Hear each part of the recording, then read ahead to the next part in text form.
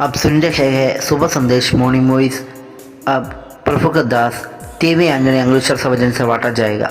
यीशु मसीह कितना अच्छा है तू, यीशु मसीह कितना अच्छा है तू, तुमको मुझको कभी भी नहीं छोड़ेगा, तुमको मुझको कभी भी नहीं छोड़ेगा।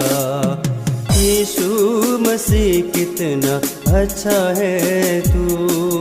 जय मसीह की।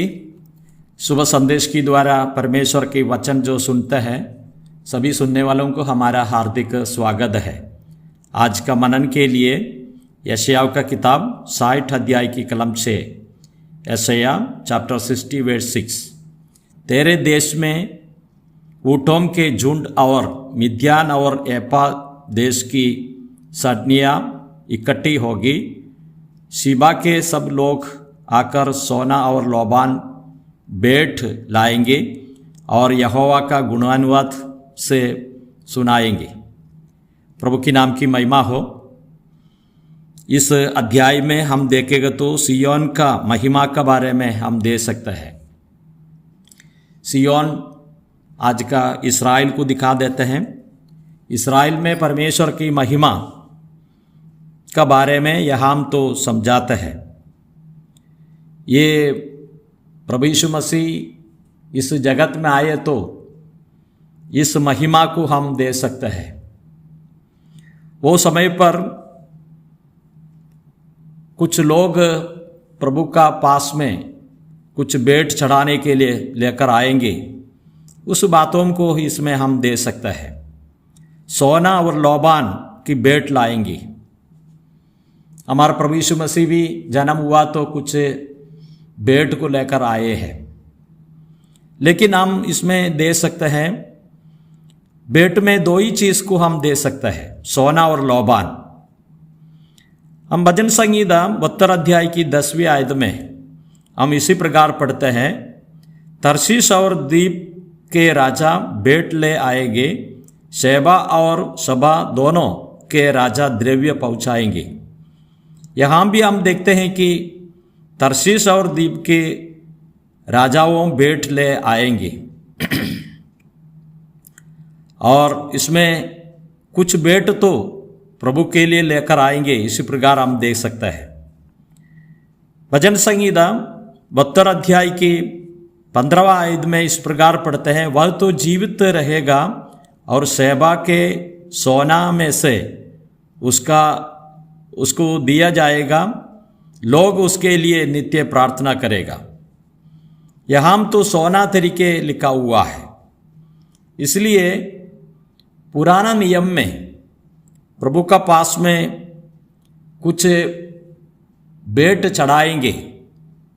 वो भेंट में तो हम इसी प्रकार दे सकते हैं कि दो प्रकार की चीज को बहुमूल्य तरीके यहाँ तो लिखा है, सोना और लोबान।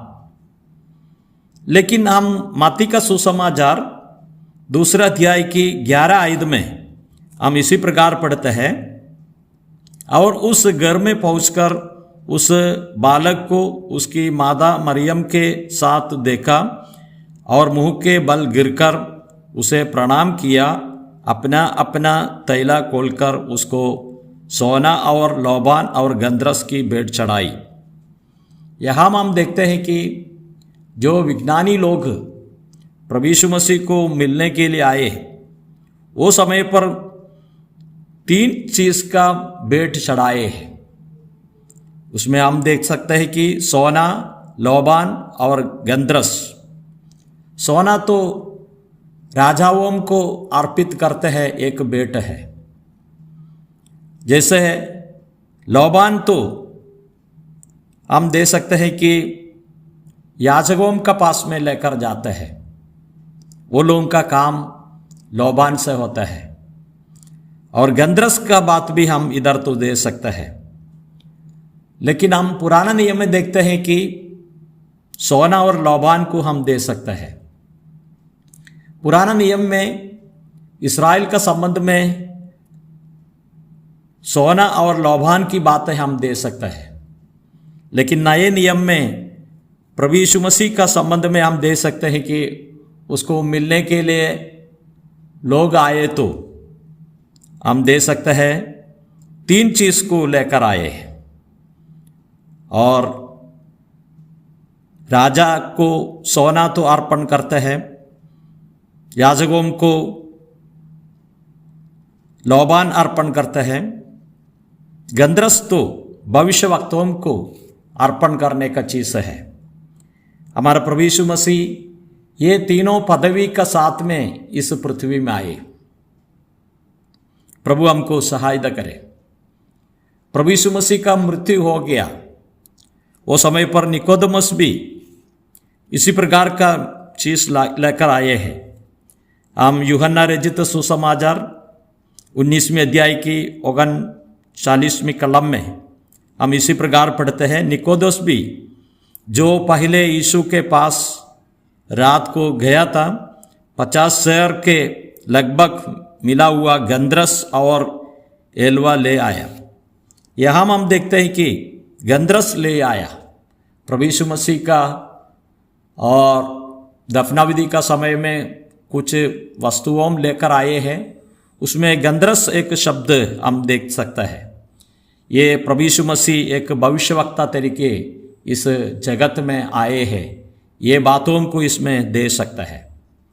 पुराना नियम में इस्राएल के संबंध में सोना और लोबान, प्रभु यीशु मसीह राजा है और एक याजक का तरीके भी प्रभु का काम को दिखा रहा है। लेकिन नए नियम में ये तीनों बातों को हम दे सकते हैं। और सोना, प्रभु एक राजा है, और लोबान है, प्रभु यीशु मसीह महायाजक तरीके हम दे सकते हैं। तीसरी बात है गंधरस, प्रभु यीशु मसीह भविष्यवक्ता तरीके हम दे सकते हैं। हमारा प्रभु यीशु मसीह ये तीनों बातों को यह हम तो हमारे लिए दिखाए हैं। एक और गंधरस की बातें हम दे सकते हैं, भविष्यवक्ता है। भविष्यवक्ता का जैसे प्रभु यीशु मसीह क्रूस का मृत्यु सहन किया। हम प्रेरितों का काम 3 अध्याय की 52 कलम में 22 कलम में इसी प्रकार हम देखते हैं कि जैसे कि मूसा ने कहा, प्रभु परमेश्वर तुम्हारे भाइयों में से तुम्हारे लिए मुझसे एक भविष्यवक्ता उठाएगा, जो कुछ वह तुमसे कहे उसकी सुनो। या हम तो मूसा भी प्रभु यीशु मसीह का भविष्यवक्ता तरीके और कहा है। प्रभु हमको सहायता करे। हम प्रेरितों का काम 7वें अध्याय की 37वीं कलम में इसी प्रकार पढ़ते हैं, यही वही मूसा है जिसने इस्राएलियों से कहा कि परमेश्वर तुम्हारा भाइयों में से तुम्हारे लिए मुझसे एक भविष्यवक्ता उठाएगा। इसी प्रकार हम देखते हैं कि और मूसा ने कहा एक भविष्यवक्ता को उठा लेने वाला है, ये हमारा प्रभु यीशु मसीह है। प्रभु यीशु मसीह ये 3 पदवी को और रखे आए हैं, लेकिन पहले जो खत्म में एक भविष्यवक्ता तरीके प्रभु यीशु मसीह काम किया। अंतिम समय में उस भविष्यवक्ता हमारे लिए मृत्यु को सह लिया है। प्रभु हमको सहायता करे। मेरे लिए, आपके लिए एक भविष्यवक्ता का तरीके प्रभु पहले काम किया। हम ये बात हम दे सकते हैं, प्रभु यीशु मसीह का मृत्यु को दिखा रहा है। और कैयफा, अन्ना, पिलातुस, ये तीनों को इस बात समझ में नहीं आया। इस्राएल में बहुत मुख्य लोगों को ये बात समझ में नहीं आया, लेकिन प्रभु यीशु मसीह एक भविष्यवक्ता का तरीके क्रूस का मृत्यु सह लिया है। इतना पीड़ायाम प्रभु यीशु मसीह सह लिया। मेरे लिए, आपके लिए यीशु मसीह क्रूस का वेदने को सहन किया। मृत्यु के बाद में आज ये सजीवन होकर एक महायाजक का तरीके, श्रेष्ठ महायाजक का तरीके काम कर रहा है। एक दिन एक राजा तरीके प्रभु यीशु मसीह इस पृथ्वी में आने वाला है। ये तीनों बातें प्रभु यीशु मसीह में पूरा हो जाएंगी। प्रभु हमको सहायता करे, इस वचनों से प्रभु की हम आराधना कर सके। जय मसीह की।